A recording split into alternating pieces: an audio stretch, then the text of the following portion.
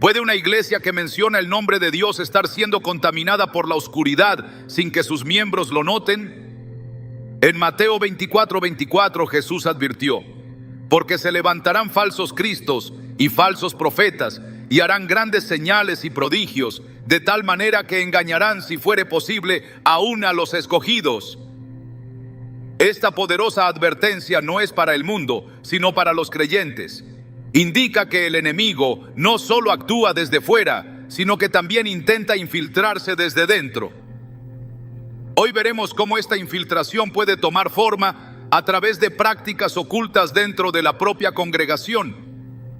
Te ayudaremos a identificar 12 señales claras y alarmantes de brujería operando en tu iglesia. Señales que pueden estar frente a ti sin que las hayas notado.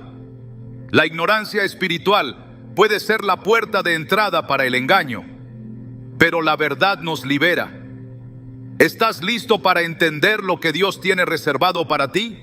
¿Sabías que hay iglesias donde el nombre de Dios se pronuncia con poder, pero el espíritu que se mueve no proviene del cielo? Muchas veces, quienes asisten fielmente a una congregación con el corazón lleno de fe, no se dan cuenta de que están participando en cultos que han sido infiltrados por fuerzas que no tienen nada que ver con la luz. Esta es una de las estrategias más sutiles del enemigo: disfrazarse de ángel de luz y contaminar desde adentro lo que fue llamado a ser santo. En 2 Corintios 11:14, el apóstol Pablo nos advierte claramente: y no es maravilla, porque el mismo Satanás se disfraza como ángel de luz. Cuando esta distorsión comienza a manifestarse, no lo hace de manera escandalosa o evidente.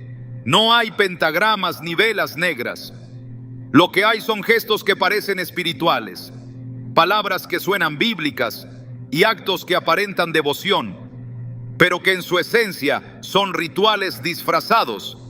Hoy vamos a profundizar en cómo estas prácticas pueden estar presentes en tu iglesia sin que lo sepas, y cómo el Espíritu de Dios puede darte discernimiento para reconocerlas. Desde los primeros tiempos del pueblo de Israel, Dios advirtió a su pueblo sobre la necesidad de mantener la pureza en la adoración. En Deuteronomio 18, 10, 12 se nos dice con claridad: no sea hallado en ti quien haga pasar a su hijo o a su hija por el fuego, ni quien practique adivinación, ni agorero, ni sortílego, ni hechicero, porque es abominación para con Jehová cualquiera que hace estas cosas. Este pasaje, aunque fue escrito hace siglos, sigue teniendo una relevancia urgente. Lo que antes se practicaba en altares paganos, hoy se camufla dentro de algunas iglesias modernas con nombres bonitos, pero raíces oscuras.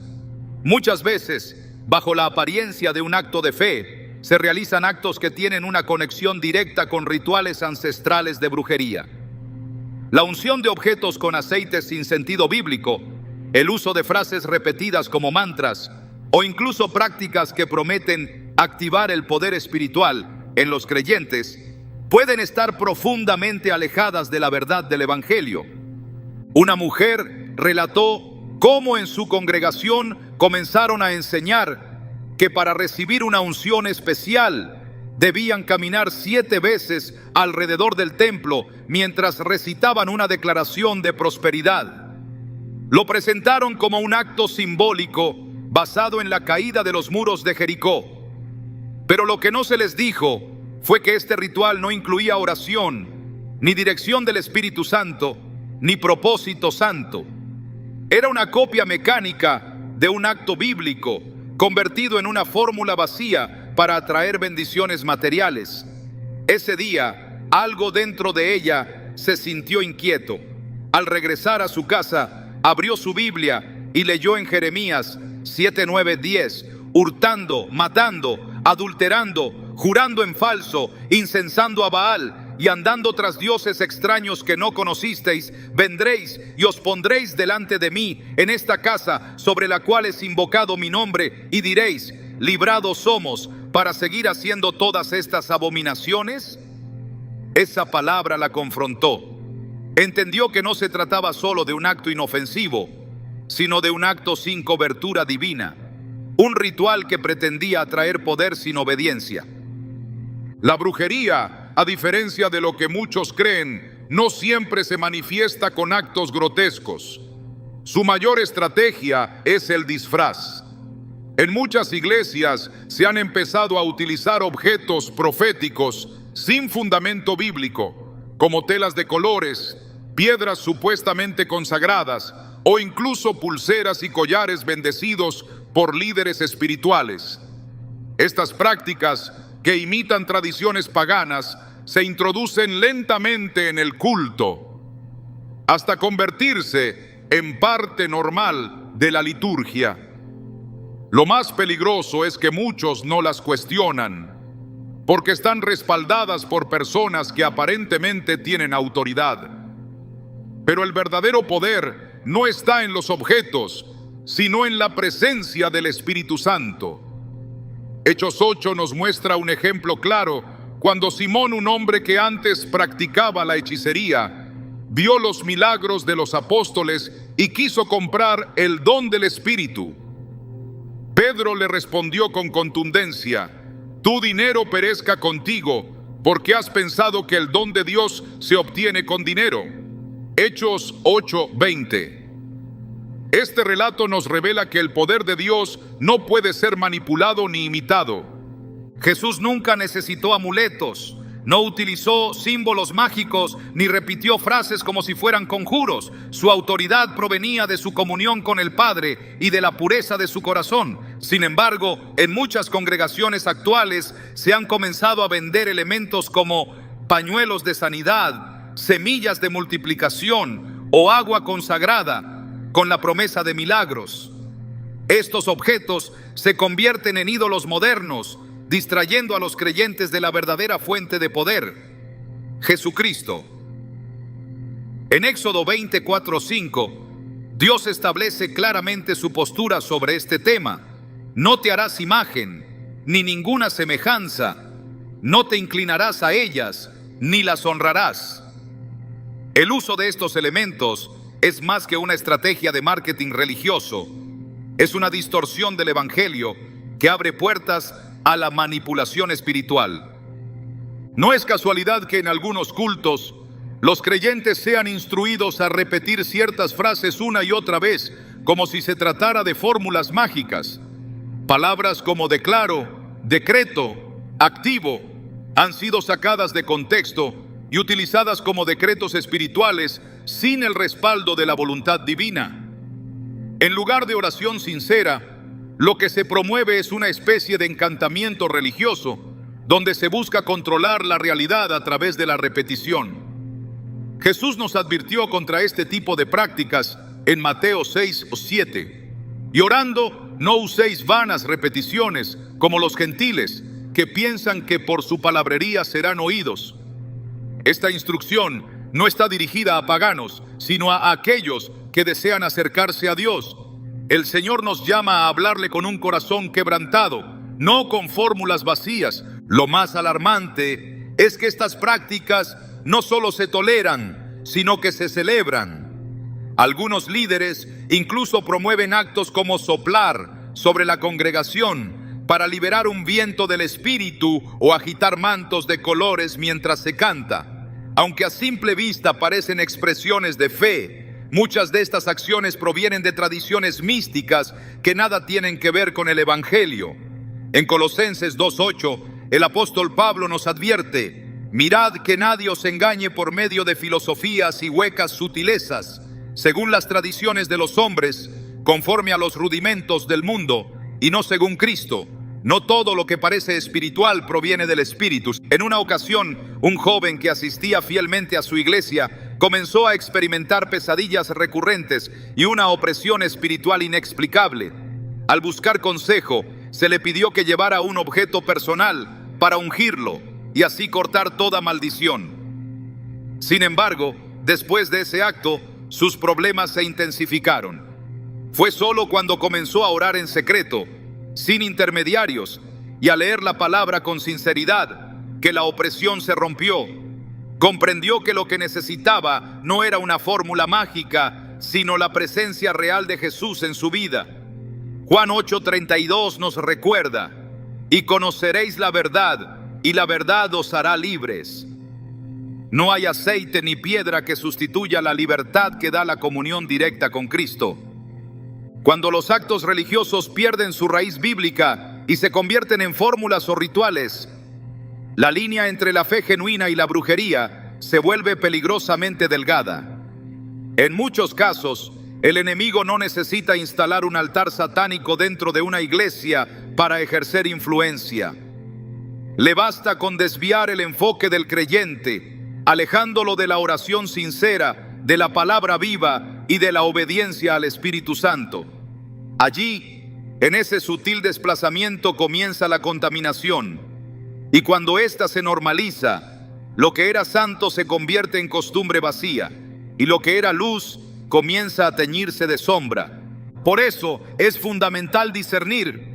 No todo fuego que arde en el altar viene de Dios. En Levítico 10, los hijos de Aarón ofrecieron fuego extraño delante de Jehová, que él nunca les mandó, y por ello murieron delante de su presencia. Este relato es estremecedor porque nos recuerda que incluso quienes sirven en el altar pueden ser seducidos por lo que parece correcto. El problema no fue el acto en sí, sino la fuente. Ofrecieron lo que Dios no pidió. ¿Cuántos hoy están ofreciendo fuego extraño desde púlpitos que deberían ser lugares de santidad? El enemigo es astuto, pero no más que la sabiduría de Dios. Cuando abrimos los ojos espirituales y nos sumergimos en la verdad de las Escrituras, comenzamos a ver lo que antes pasaba desapercibido. Esa inquietud que sientes cuando algo no cuadra, cuando un acto espiritual te deja confundido o vacío, puede ser el Espíritu Santo hablándote. No la ignores. Prueba los espíritus, examina todo a la luz de la palabra. Primero Juan 4:1 nos exhorta: amados, no creáis a todo espíritu, sino probad los espíritus si son de Dios, porque muchos falsos profetas han salido por el mundo. Esta advertencia no es solo para protegernos de herejías doctrinales, sino también de prácticas que imitan la fe mientras alimentan la oscuridad. Hoy más que nunca necesitamos una iglesia despierta, capaz de identificar lo que no es de Dios, aunque venga envuelto en un lenguaje bíblico. Una iglesia que no se deja impresionar por el espectáculo, sino que se rinde ante la presencia genuina del Espíritu. No estamos hablando de criticar o juzgar, sino de discernir con amor lo que es santo y lo que es impuro. Es posible que hayas sido parte de una congregación donde estas prácticas se han vuelto comunes. Tal vez lo hiciste con un corazón sincero, buscando a Dios. Y es precisamente ese corazón lo que Él ve. No te condena, pero sí te llama a salir de todo lo que contamina. Apocalipsis 18:4 dice: salid de ella, pueblo mío, para que no seáis partícipes de sus pecados, ni recibáis parte de sus plagas. Dios está levantando una generación con discernimiento, con hambre de verdad, con el valor para volver al altar puro. Una generación que ya no se dejará engañar por espectáculos vacíos ni por promesas disfrazadas. Si alguna vez te sentiste incómodo al ver ciertos actos en tu iglesia, si percibiste que algo estaba fuera de lugar, no lo ignores. Esa puede ser la voz del Espíritu alertándote. Este es el momento de regresar a la esencia, a la palabra, a la oración genuina. Es hora de limpiar el templo, no con escobas, sino con verdad. La misma verdad que Jesús proclamó cuando entró al templo y echó fuera a los mercaderes. Mi casa será llamada casa de oración, mas vosotros la habéis hecho cueva de ladrones. Mateo 21:13. Porque donde hay oración hay poder, donde hay verdad hay libertad, y donde hay obediencia hay presencia. Que esta sea la primera revelación que transforme tu entendimiento. No todo lo que parece espiritual es de Dios, pero todo lo que viene de Dios produce vida, paz, humildad y libertad. Si lo que estás viviendo no refleja eso, tal vez estás siendo testigo de la primera señal. Y es tiempo de actuar. Cuando un líder comienza a ocupar el lugar del Espíritu Santo en una congregación, el ambiente espiritual cambia, aunque las palabras que se digan parezcan correctas. Lo que antes era una guía divina se convierte en manipulación emocional. Lo que antes era dirección celestial se transforma en una obediencia ciega, no al Creador, sino al hombre. Este cambio no siempre es evidente al principio, pero con el tiempo se manifiesta en la manera en que los miembros de la iglesia comienzan a depender más de lo que el líder dice que de lo que Dios habla. En lugar de ser guiados por la palabra, esperan cada semana las instrucciones del ungido, como si fuera un oráculo. Esta es una señal clara de desviación espiritual. Es un terreno fértil para que la brujería opere bajo el disfraz de autoridad espiritual. En el Antiguo Testamento, Dios levantó profetas para corregir al pueblo y confrontar a los líderes que habían pervertido su llamado. En Ezequiel 34:2, el Señor declara: «Ay de los pastores de Israel que se apacientan a sí mismos. ¿No deben los pastores apacentar a las ovejas?». Esta denuncia va más allá de una simple queja. Es una revelación del corazón de Dios frente a líderes que han dejado de servir y han comenzado a dominar. Cuando la función pastoral se pervierte, se instala un control disfrazado de cobertura espiritual. Esto no es dirección, es manipulación. No es liderazgo, es hechicería encubierta. Porque se ejerce un dominio sobre la voluntad ajena, se impone miedo disfrazado de obediencia y se exige lealtad humana en lugar de devoción a Dios. Una de las características más peligrosas de este tipo de ambiente es la supresión del discernimiento individual. Los miembros ya no oran para confirmar, simplemente aceptan lo que se les dice. Las decisiones importantes se consultan con el líder, pero no con Dios. La Biblia pasa a segundo plano, mientras que las declaraciones del pastor o del apóstol se convierten en la máxima autoridad. Este patrón es un reflejo de lo que ocurrió con el pueblo de Israel cuando rechazaron el gobierno de Dios y pidieron un rey humano. En 1 Samuel 8:7, Dios le dijo a Samuel: «No te han desechado a ti, sino a mí me han desechado, para que no reines sobre ellos». Esta frase marca un momento trágico en la historia espiritual de un pueblo que prefirió ser gobernado por hombres antes que depender del Señor. En muchas congregaciones donde opera esta señal, la predicación se centra más en las emociones que en la verdad. Se exalta la figura del líder por encima de Cristo y los mensajes comienzan a girar en torno a visiones personales, decretos, sueños y experiencias que supuestamente solo el líder tiene acceso a interpretar. Todo esto crea una dependencia enfermiza y profundamente peligrosa. La iglesia deja de ser un cuerpo en el que todos escuchan la voz del pastor verdadero y se convierte en un círculo cerrado donde solo una voz es válida. Esta estructura se asemeja más a una secta que a una congregación guiada por el Espíritu Santo. Jesús dejó claro que el verdadero liderazgo en el reino de Dios es servicio, no dominio.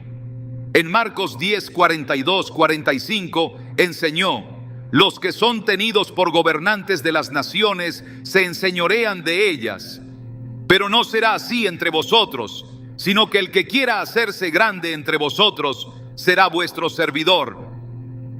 Esta instrucción no solo es contraria a la cultura del mundo, sino también al modelo que muchos han implementado dentro de la iglesia, donde se levanta un líder que exige sumisión total, exige obediencia sin cuestionamientos y se convierte en el filtro por el cual todo debe pasar. Este no es el modelo de Cristo. Este es el modelo del mundo, infiltrado en la iglesia y adornado con un lenguaje religioso.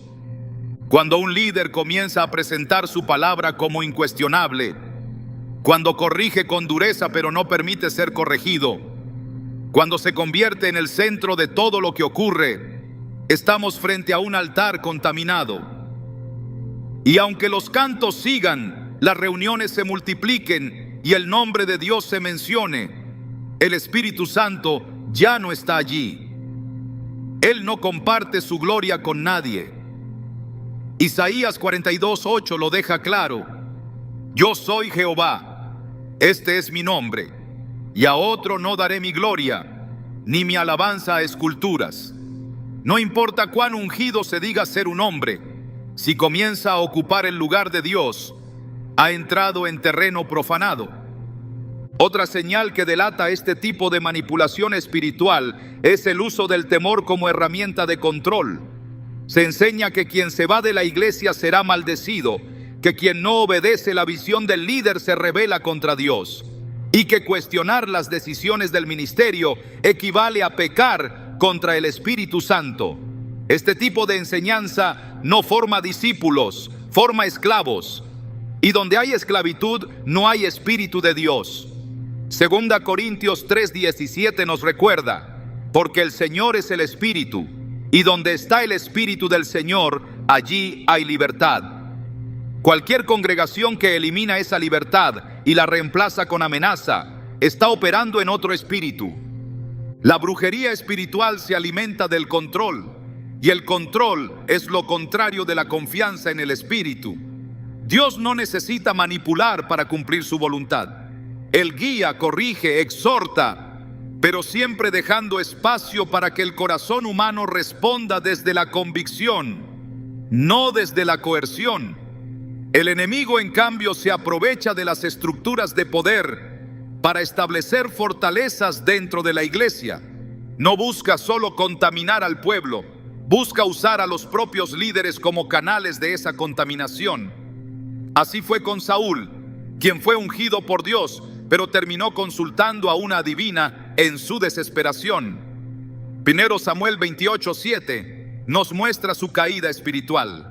Entonces Saúl dijo a sus criados: buscadme una mujer que tenga espíritu de adivinación, para que yo vaya a ella y por medio de ella pregunte. El ungido de Dios terminó recurriendo a las tinieblas porque ya no podía escuchar la voz del Señor. Cuando se instala esta cultura de obediencia sin discernimiento, la iglesia comienza a perder su capacidad de escuchar a Dios. La adoración se vuelve un espectáculo, los dones espirituales se centralizan en una sola persona y la profecía se convierte en un instrumento de manipulación. El Espíritu Santo ya no puede moverse con libertad, porque todo debe pasar por el filtro del hombre. Esta es una señal alarmante, porque contradice el diseño bíblico del cuerpo de Cristo, donde todos tienen acceso al Padre, todos pueden ser llenos del Espíritu, y todos pueden ser usados según los dones que Él reparte. 1 Corintios 12:7 afirma: pero a cada uno le es dada la manifestación del Espíritu para provecho. No dice a algunos, ni a los más ungidos, sino a cada uno. El cuerpo no puede funcionar si una sola parte decide controlar el movimiento de las demás. En este contexto, incluso la corrección bíblica desaparece. Lo que el líder dice se convierte en ley. No hay espacio para la confrontación espiritual saludable. Nadie se atreve a hablar si algo está mal, porque se ha establecido una cultura de miedo y reverencia desmedida al hombre. Esta dinámica espiritual es peligrosa, porque impide que el cuerpo de Cristo se edifique mutuamente. Efesios 4:15 nos exhorta: siguiendo la verdad en amor, crezcamos en todo en aquel que es la cabeza, esto es, Cristo. Cuando Cristo deja de ser la cabeza visible del liderazgo y es reemplazado por la figura carismática de un hombre, la brujería ya ha comenzado a operar, porque se ha desplazado la fuente de autoridad legítima. Una iglesia sana es aquella donde el líder guía, pero no domina, donde enseña, pero también escucha, donde corrige, pero también se deja corregir, donde Cristo es el centro y el Espíritu Santo es quien marca el rumbo. Todo lo demás es una imitación peligrosa que puede atrapar a los fieles en un sistema que los aparta de Dios, incluso mientras creen estar más cerca de Él. Este es el engaño más sutil del enemigo: hacer que las personas se sometan a estructuras que se parecen al reino, pero que están gobernadas por un espíritu de control y manipulación. Es hora de examinar con seriedad el tipo de liderazgo bajo el cual se está creciendo espiritualmente. No todo líder con carisma tiene un corazón conforme al de Dios. No todo mensaje emocional es palabra viva. No todo control disfrazado de disciplina es cobertura. La brujería espiritual actúa mediante el dominio de la voluntad ajena, y este tipo de dominio no siempre viene desde afuera. Muchas veces se establece desde el púlpito y se fortalece con la ignorancia del pueblo que no se atreve a escudriñar las escrituras. La solución no es rebelarse, sino despertar. No es atacar, sino discernir. No es huir, sino buscar la verdad. Porque cuando el Espíritu Santo se manifiesta, la mentira no puede sostenerse. Y cuando la luz entra, las tinieblas retroceden.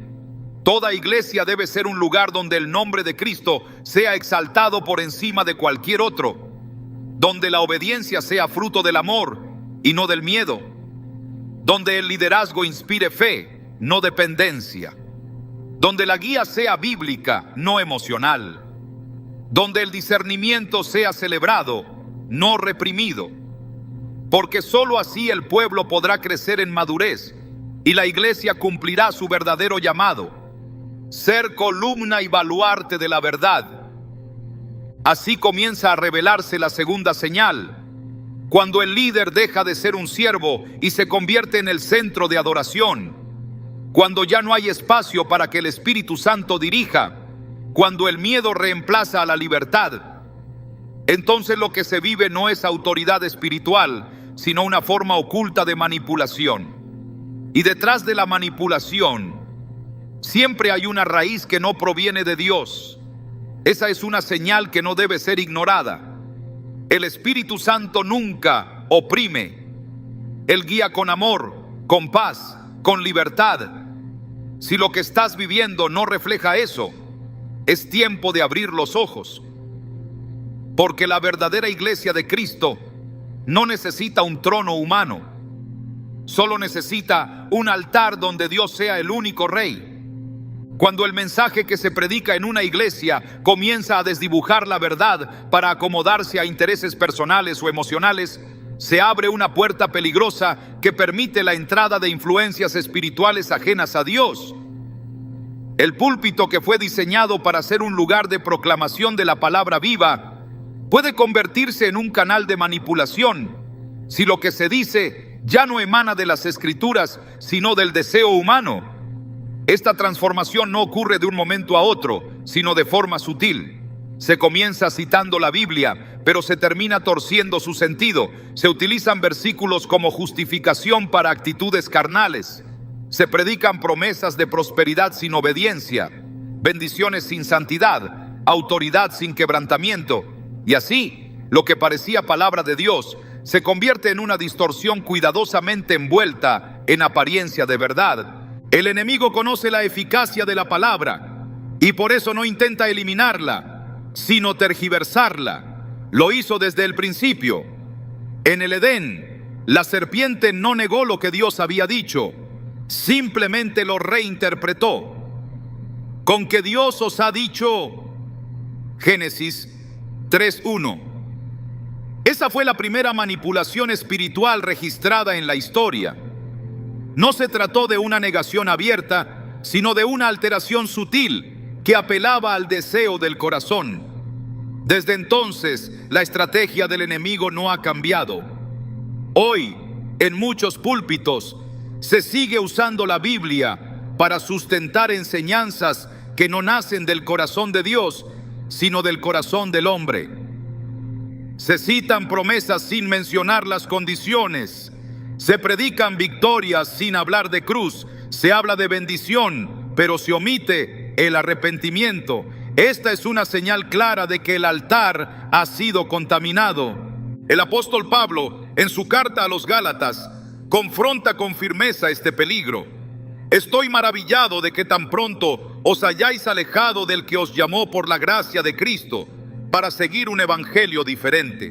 No que haya otro, sino que hay algunos que os perturban y quieren pervertir el evangelio de Cristo. Gálatas 1:6-7. El problema no es simplemente una diferencia de interpretación, es una perversión del mensaje original. una alteración que modifica la esencia del Evangelio.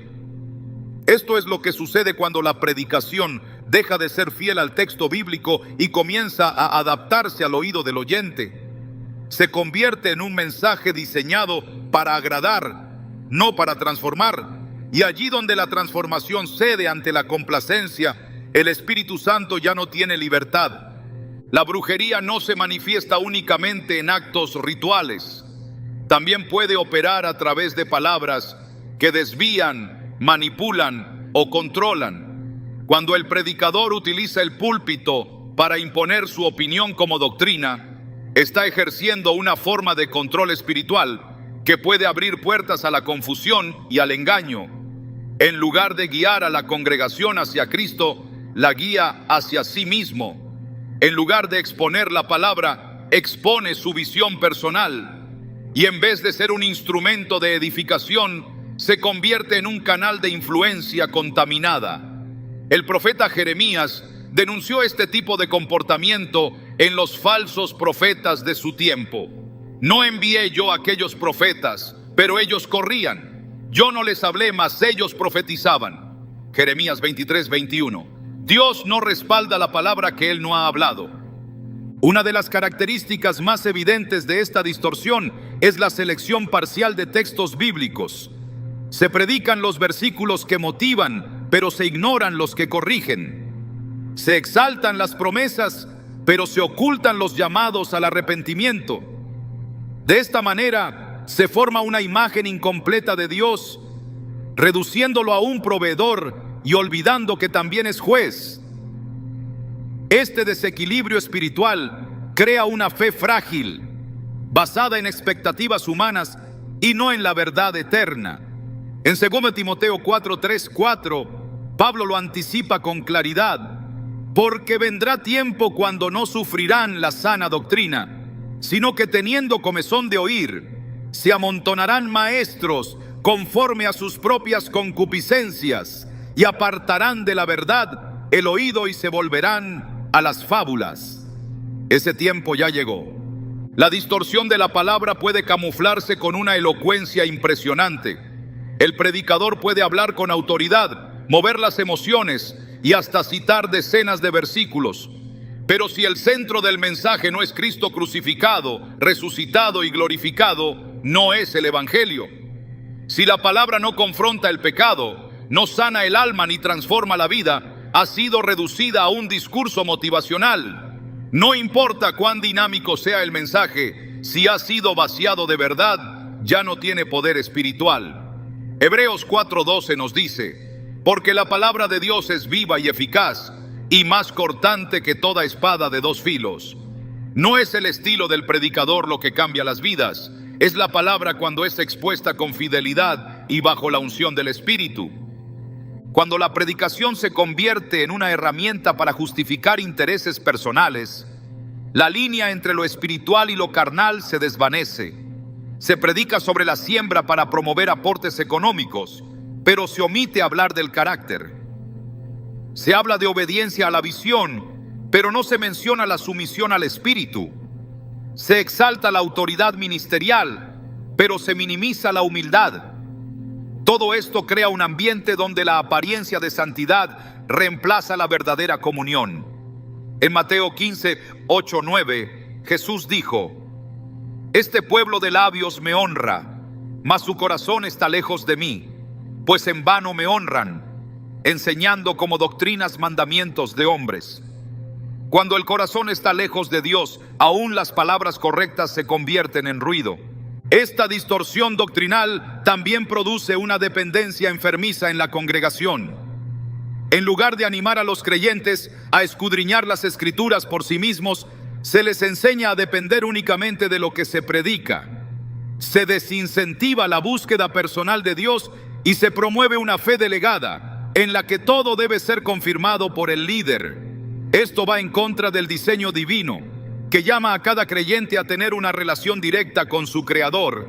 En Hechos 17:11 se describe a los creyentes de Berea como más nobles que los de Tesalónica, porque recibieron la palabra con toda solicitud, escudriñando cada día las Escrituras para ver si estas cosas eran así.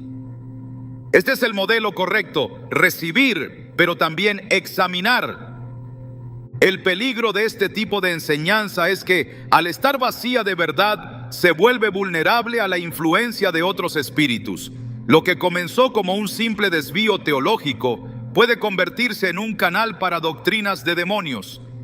En 1 Timoteo 4:1 se advierte: pero el Espíritu dice claramente que en los postreros tiempos algunos apostatarán de la fe, escuchando a espíritus engañadores y a doctrinas de demonios. Este no es un asunto menor. Se trata de un cambio de fuente espiritual. Ya no es Dios quien está hablando, aunque se use su nombre. Es otro espíritu el que guía, inspira y sustenta el mensaje. En estos ambientes, la profecía pierde su esencia. En lugar de ser la expresión del corazón de Dios para edificación, exhortación y consolación, se transforma en un recurso para impresionar o dirigir conductas. Se entregan palabras que apelan a los deseos del alma, pero no al propósito del cielo. Y cuando estas palabras no se cumplen, se culpa al oyente por su falta de fe.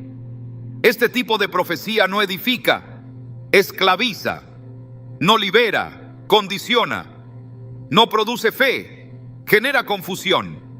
Dios nunca habló para manipular. Su voz siempre ha traído verdad, claridad y dirección. Cuando se tolera este tipo de contaminación en el altar, se produce un efecto dominó en toda la estructura espiritual de la iglesia. Los líderes intermedios comienzan a imitar ese modelo.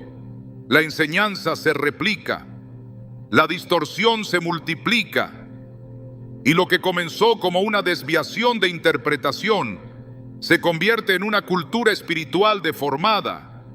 La iglesia se convierte en un lugar donde la verdad ya no tiene poder, porque ha sido reemplazada por versiones cómodas de sí misma.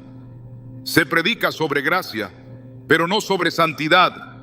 Se habla de fe, pero no de obediencia. Se proclama éxito, pero se calla sobre el sufrimiento. Así, el evangelio se diluye hasta perder su poder de redención. El apóstol Pedro, en su segunda carta, advierte con firmeza sobre este tipo de líderes. Pero hubo también falsos profetas entre el pueblo, como habrá entre vosotros falsos maestros, que introducirán encubiertamente herejías destructoras, y muchos seguirán sus disoluciones, por causa de los cuales el camino de la verdad será blasfemado. Segundo Pedro 2:1-2. No se trata simplemente de errores doctrinales, sino de herejías destructoras introducidas de manera encubierta. Este es el corazón del engaño. Opera bajo la apariencia de verdad. No se presenta como rebelión abierta, sino como revelación nueva. Pero toda revelación que contradice la Escritura es sospechosa, y toda enseñanza que no puede sostenerse en la palabra debe ser rechazada sin temor. El regreso a la pureza doctrinal no es opcional, es urgente. Cada iglesia, cada líder, cada creyente debe volver a poner la palabra en el centro. No hay reforma espiritual sin restauración bíblica. No hay poder verdadero si la fuente ha sido alterada. Y no hay victoria si el alimento que se recibe cada semana está contaminado. La palabra de Dios es viva, pero solo cuando se proclama con fidelidad. Y el púlpito solo es un altar santo si lo que se dice allí proviene del corazón de Dios y no de las emociones del predicador. Esta es la tercera señal: cuando la palabra que se predica ya no confronta, cuando el mensaje es moldeado por el interés del hombre, cuando el altar se convierte en un escenario de manipulación espiritual disfrazada de unción, estamos frente a una distorsión peligrosa. Y donde hay distorsión persistente, la brujería ya ha comenzado a operar, no en forma de hechizos visibles, sino en palabras que desvían, manipulan y destruyen. Es tiempo de volver a la verdad, porque solo la verdad tiene poder para liberar, y solo la verdad preserva la pureza del altar. Una de las señales más delicadas y a la vez más impactantes de contaminación espiritual en una iglesia es cuando las manifestaciones que ocurren en los cultos dejan de reflejar la naturaleza del Espíritu Santo y comienzan a parecerse más a reacciones descontroladas, caóticas o emocionalmente manipuladas. No todo lo que parece un mover espiritual es aprobado por Dios. No todo temblor es temblor santo. No toda caída es ministración divina. Y no todo grito es una expresión del alma redimida. Existen atmósferas donde lo sobrenatural ha sido suplantado por lo sensacional, y el culto se transforma en un espectáculo que busca provocar emociones extremas en lugar de una conexión profunda con la presencia de Dios. Este tipo de ambiente, cuando se convierte en la norma, es evidencia de una puerta abierta a influencias espirituales que nada tienen que ver con la santidad. La Escritura no desconoce el poder de lo espiritual. El mismo Espíritu que descendió sobre los discípulos en Pentecostés lo hizo con poder y señales visibles. Hubo lenguas, fuego, proclamación y asombro, pero también hubo entendimiento, dirección y sobre todo fruto. El impacto del Espíritu Santo jamás fue confusión, fue transformación. En Hechos 2, después de aquella poderosa manifestación, Pedro predicó con claridad, miles fueron convertidos y la iglesia creció en unidad, doctrina y temor de Dios. La marca de un verdadero mover del Espíritu no es la euforia, sino la edificación, no es el desorden, sino la verdad. Y cuando una congregación comienza a experimentar manifestaciones continuas que generan desconcierto, temor o exaltación emocional sin fruto duradero, es necesario examinar si aquello proviene de Dios o si ha comenzado a operar un espíritu distinto. La palabra de Dios establece que donde está el Espíritu del Señor hay libertad. Esa libertad, sin embargo, no es sinónimo de libertinaje ni de caos. En 1 Corintios 14:33, Pablo escribe con claridad: porque Dios no es Dios de confusión, sino de paz. Esta declaración es una corrección directa a una iglesia que estaba experimentando dones, pero sin orden. Pablo no cuestionó los dones, pero sí el uso erróneo de ellos. Porque el desorden, aunque venga revestido de fervor espiritual, no glorifica a Dios. El propósito del mover espiritual siempre será la edificación del cuerpo, no la exaltación del momento. Por eso, cuando las reuniones se centran en provocar experiencias sensoriales, sin dirección, sin fruto, sin cambio de vida, lo que se está cultivando no es espiritualidad, sino una forma peligrosa de manipulación disfrazada de unción. La brujería siempre ha utilizado lo visible, lo impactante, lo extraordinario como medio de seducción. Y cuando esa lógica se filtra en la iglesia, comienza a reproducirse una búsqueda de lo externo en lugar de una transformación interna. Se aplauden los gritos, las caídas, los estremecimientos, las visiones públicas, pero se descuida el silencio del corazón, el arrepentimiento sincero, el fruto del Espíritu, el carácter. Se forma una cultura donde lo importante es sentir algo, sin importar si ese algo viene del cielo. Esta forma de culto no solo distrae, también engaña, porque pone la emoción por encima de la revelación. Y cuando se acostumbra a llamar presencia a lo que solo es atmósfera emocional, el alma se expone al error. El relato del Monte Carmelo nos ofrece una ilustración poderosa. Los profetas de Baal clamaban a su Dios desde la mañana hasta la tarde, se herían con cuchillos, danzaban frenéticamente y gritaban con todas sus fuerzas. Pero no hubo respuesta. El fuego no descendió. En cambio, cuando Elías oró, no gritó, no danzó, no actuó. Habló con Dios con reverencia y entonces descendió fuego del cielo. La diferencia no fue la intensidad del acto, sino la fuente espiritual detrás de cada manifestación. En 1 Reyes 18, Dios respondió a la oración del justo, no al frenesí de lo emocional. Esta historia no desacredita la pasión, pero sí denuncia el uso de manifestaciones exageradas para manipular al cielo. Dios no responde a métodos vacíos, responde a corazones alineados.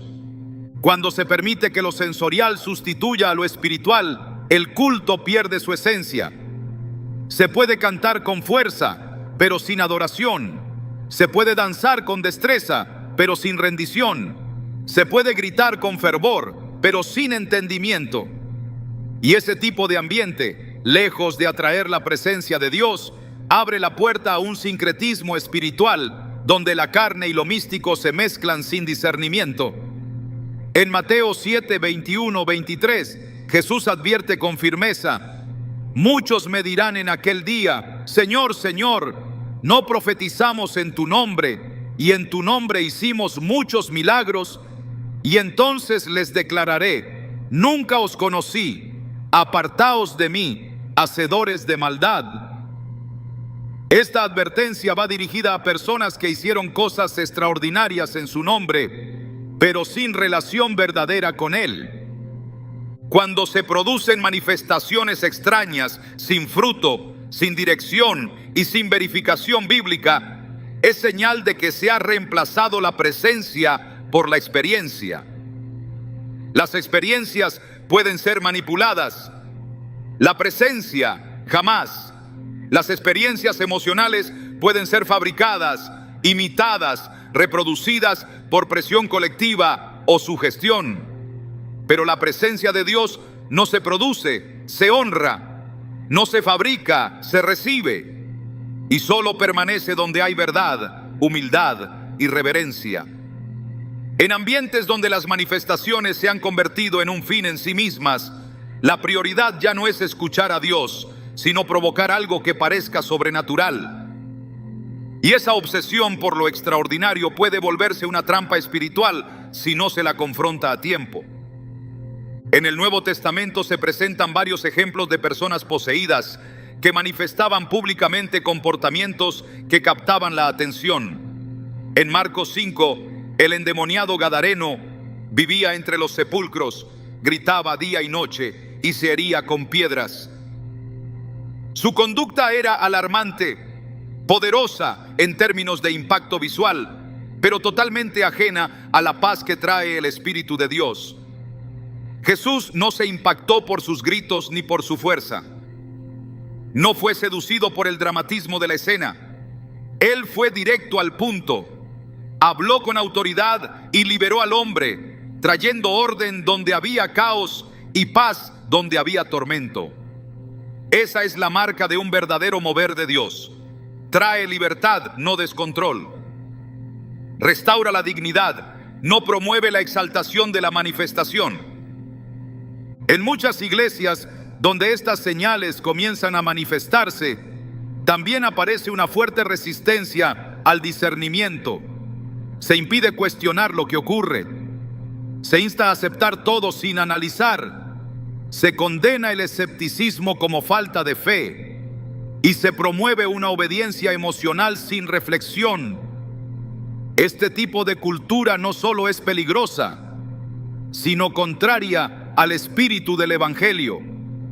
En 1 Juan 4:1 se nos exhorta: amados, no creáis a todo espíritu, sino probad los espíritus si son de Dios. El discernimiento no es desconfianza carnal, es obediencia espiritual. Y una iglesia que ya no permite discernir es una iglesia que ha perdido la capacidad de protegerse del engaño. El Espíritu Santo no se manifiesta para entretener ni para exhibirse. Se manifiesta para revelar a Cristo. En Juan 16, 13, 14, Jesús dijo que el Espíritu os guiará a toda verdad y me glorificará. Esa es la prueba más certera. Si una manifestación glorifica al hombre, no proviene de Dios. Si genera confusión, no proviene de Dios. Si distrae del mensaje central, no proviene de Dios. Y si se vuelve el eje de la reunión, en lugar de ser un fruto espontáneo de la comunión con el Señor, entonces ha dejado de ser una señal y se ha convertido en un espectáculo. No todo lo que ocurre en un culto debe aceptarse como espiritual. La iglesia tiene la responsabilidad de probar, discernir, evaluar, de mantener el altar limpio sin permitir que lo emocional sustituya a lo eterno. Cuando las personas comienzan a buscar sensaciones, visiones, estremecimientos o manifestaciones visibles como prueba de que Dios está presente, se ha caído en una forma moderna de idolatría. El corazón ya no está rendido ante Dios, está rendido ante las señales. Y Jesús dijo que una generación perversa demanda señales, no porque las señales sean malas, sino porque colocan la experiencia por encima de la fe. El orden espiritual no depende de lo que se siente, sino de lo que se cree y se vive. El peligro de permitir manifestaciones desordenadas no está solo en el momento, está en lo que producen a largo plazo. Crean una dependencia espiritual vacía, una necesidad constante de estímulo, una fe basada en emociones. Y cuando el estímulo falta, la fe se debilita, porque nunca estuvo anclada en la palabra, sino en lo que se percibía. Ese tipo de fe no soporta pruebas, no resiste desiertos, no madura. Es una fe infantil, adicta al asombro, pero incapaz de sostenerse en la verdad cuando el silencio de Dios se hace presente.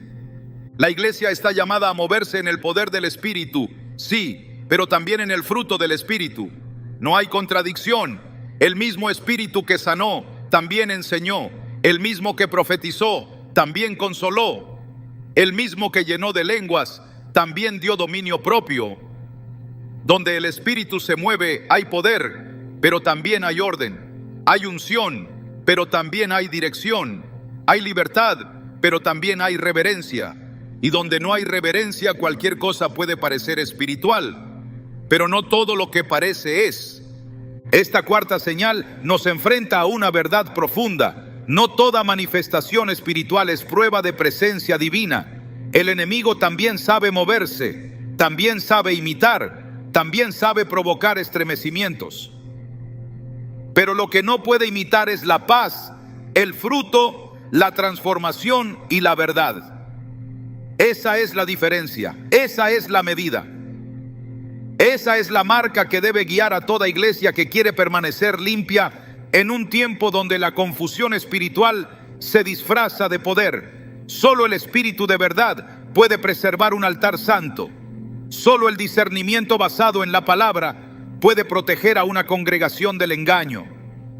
Y solo una fe madura puede decir no a lo espectacular cuando lo espectacular no edifica. Lo que permanece no es lo que se siente, es lo que transforma. Lo que glorifica a Dios no es lo que asombra, es lo que edifica.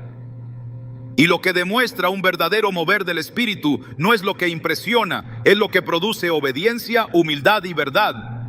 Que esta revelación sea la guía en medio del ruido, porque cuando el Espíritu Santo habla, siempre trae orden, luz y vida. Y donde hay orden, luz y vida, allí está Dios. Todo lo demás es solo ruido.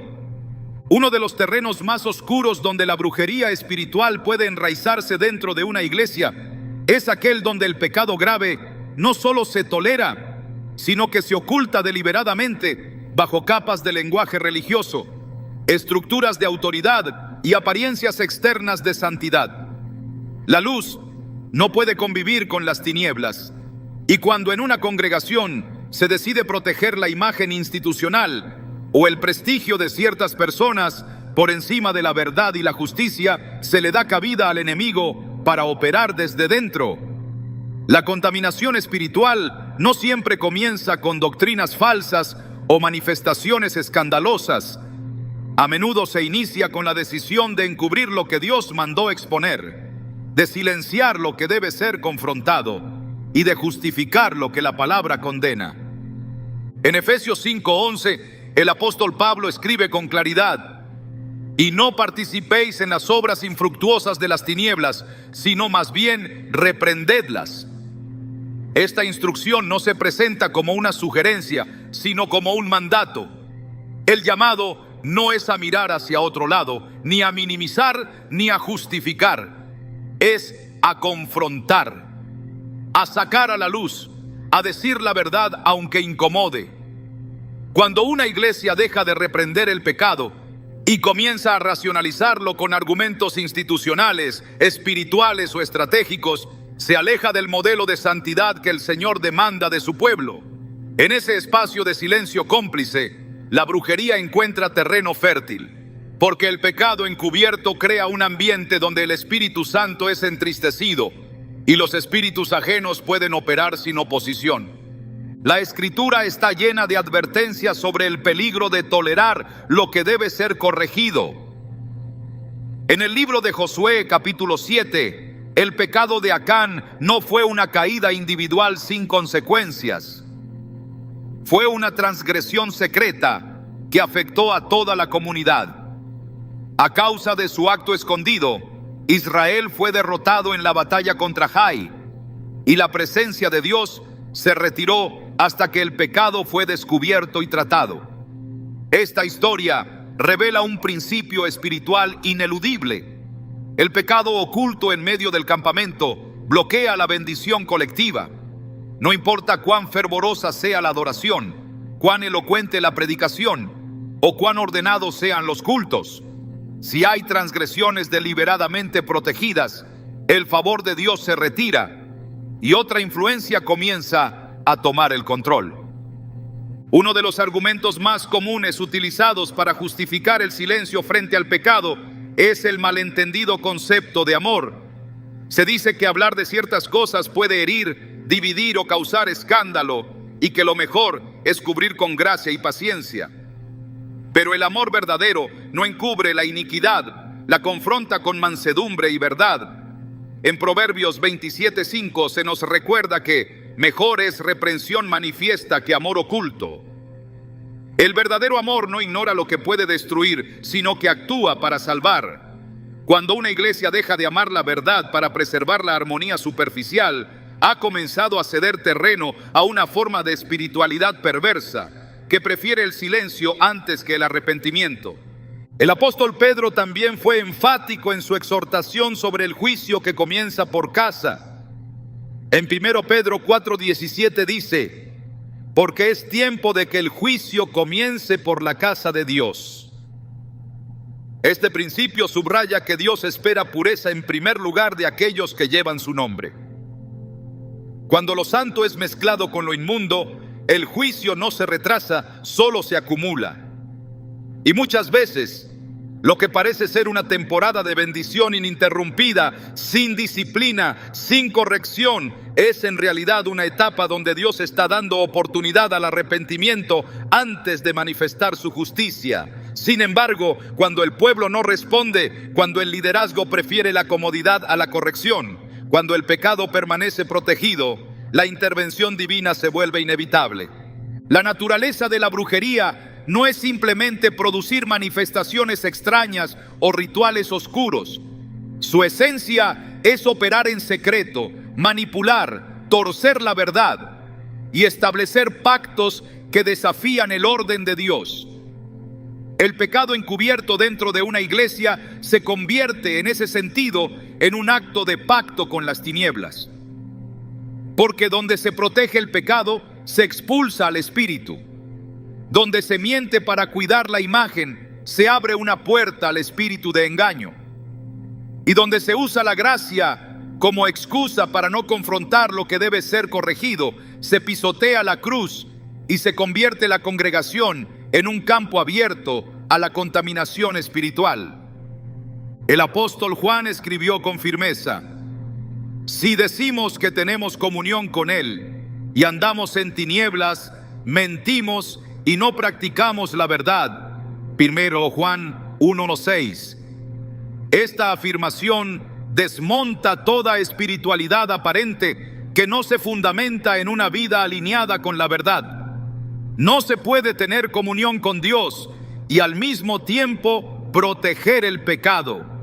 No se puede adorar en espíritu mientras se oculta el quebrantamiento de su ley.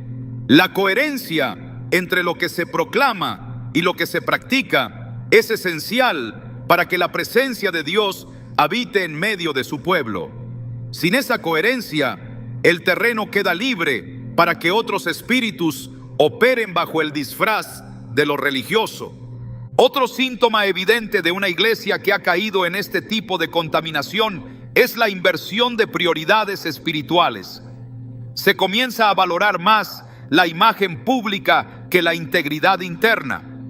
Se protege al líder antes que a la víctima. Se valora la estabilidad organizacional más que la justicia.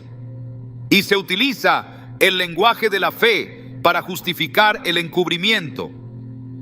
Este cambio de enfoque es una evidencia de que el espíritu de verdad ha sido desplazado, porque donde la imagen vale más que la verdad, la mentira ya ha sido entronizada.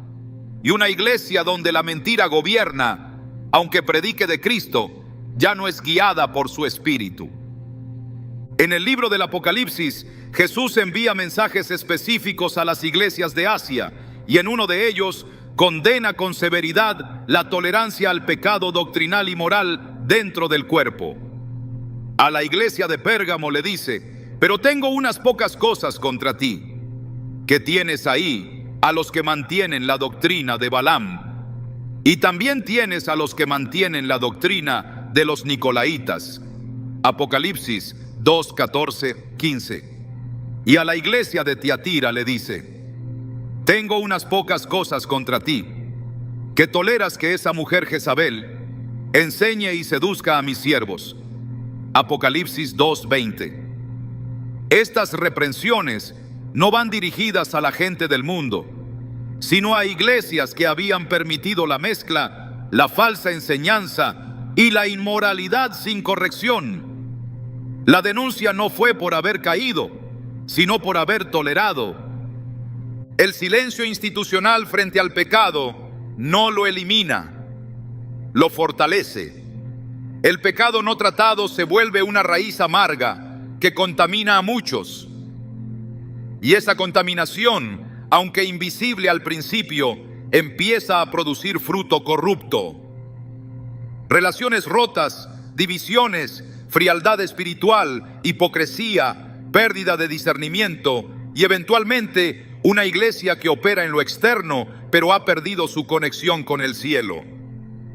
En Hebreos 12:15 leemos: mirad bien, no sea que alguno deje de alcanzar la gracia de Dios, que brotando alguna raíz de amargura os estorbe, y por ella muchos sean contaminados.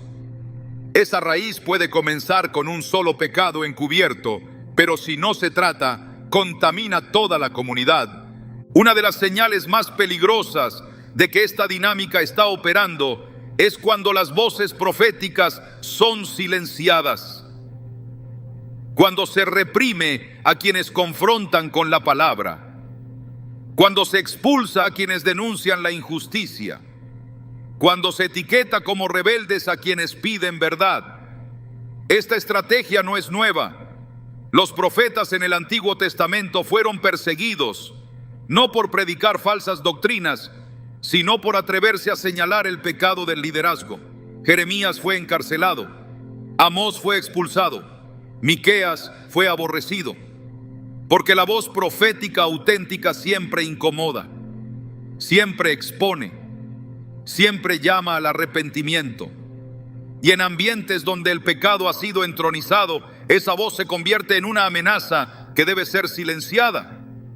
En ese tipo de contexto, el silencio no es neutral, es complicidad. El que ve y calla se convierte en cómplice espiritual de la contaminación. Por eso la Escritura es tajante cuando dice: el que encubre sus pecados no prosperará, mas el que los confiesa y se aparta alcanzará misericordia. Proverbios 28:13. El camino de la restauración comienza con la exposición, no con la ocultación. Dios puede perdonar cualquier pecado, pero no puede habitar donde se niega su verdad. Una iglesia puede cometer errores, pero no puede sobrevivir espiritualmente si hace del error una doctrina, del pecado una costumbre y de la mentira un pacto.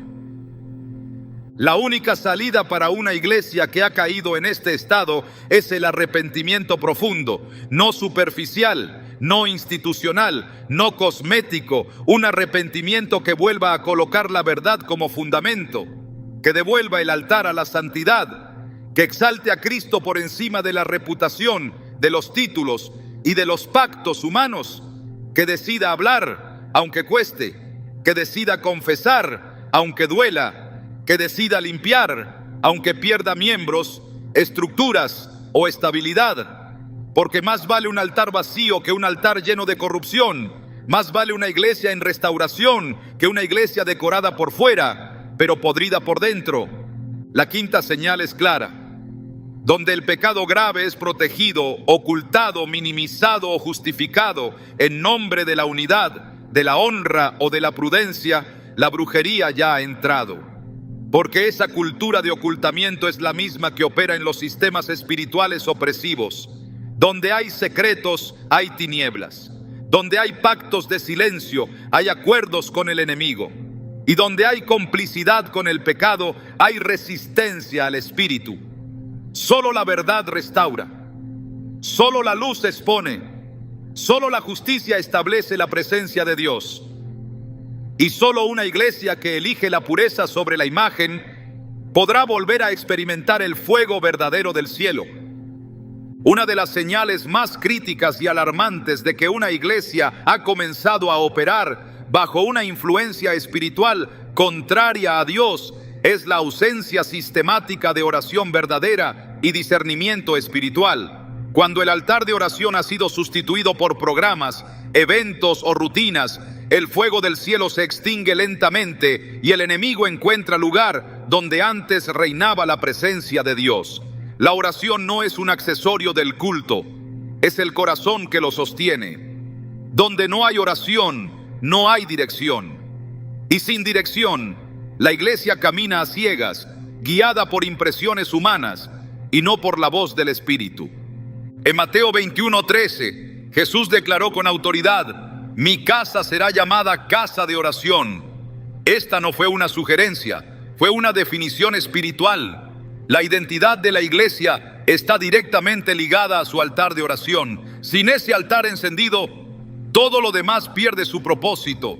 Una iglesia que deja de interceder, deja de escuchar. Y una congregación que no escucha a Dios es presa fácil del engaño. Porque cuando no hay sensibilidad espiritual, cualquier voz puede parecer divina, cualquier dirección puede parecer correcta y cualquier experiencia puede confundirse con un mover del cielo. El discernimiento no se improvisa, se cultiva.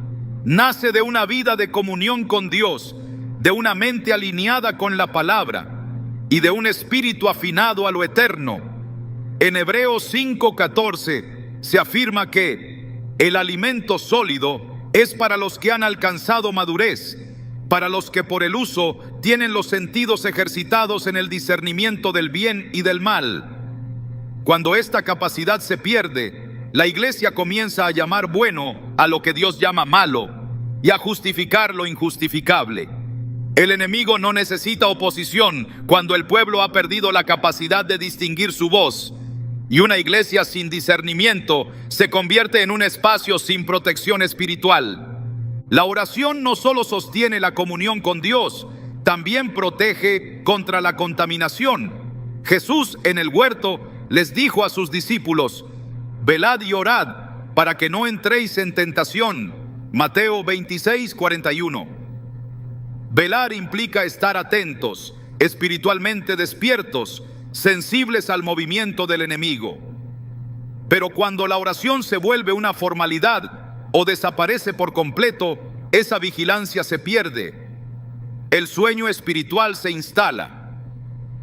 Y en ese estado de letargo, cualquier doctrina puede ser aceptada, cualquier líder puede ser seguido y cualquier manifestación puede ser celebrada, aunque esté completamente desconectada del Espíritu Santo. Esta señal final revela una condición profunda, donde la oración ya no es prioridad y el discernimiento se desprecia. La iglesia está desarmada, se ha vuelto vulnerable, no por falta de fuerza humana, sino por falta de conexión divina. Y cuando esa conexión se pierde, lo único que queda es un cascarón espiritual donde el enemigo puede operar sin resistencia. La ausencia de oración y discernimiento no es una debilidad accidental, es una alarma espiritual que anuncia que algo grave está ocurriendo. Solo una iglesia que vuelve al altar puede cerrar esa brecha. Solo una iglesia que ora puede ver con claridad. Solo una iglesia que discierne puede permanecer firme en la verdad. La mayor trampa del enemigo no es la brujería evidente, sino la que se disfraza de santidad. No se presenta con símbolos oscuros, sino con apariencia de piedad.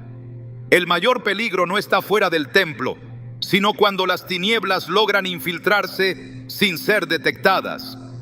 Pero la verdadera batalla espiritual no se libra solo al identificar señales externas, sino en el interior del corazón. Porque si el creyente no está vigilante, puede convertirse en cómplice pasivo del mismo sistema que pretende discernir. No basta con ver lo que ocurre a tu alrededor.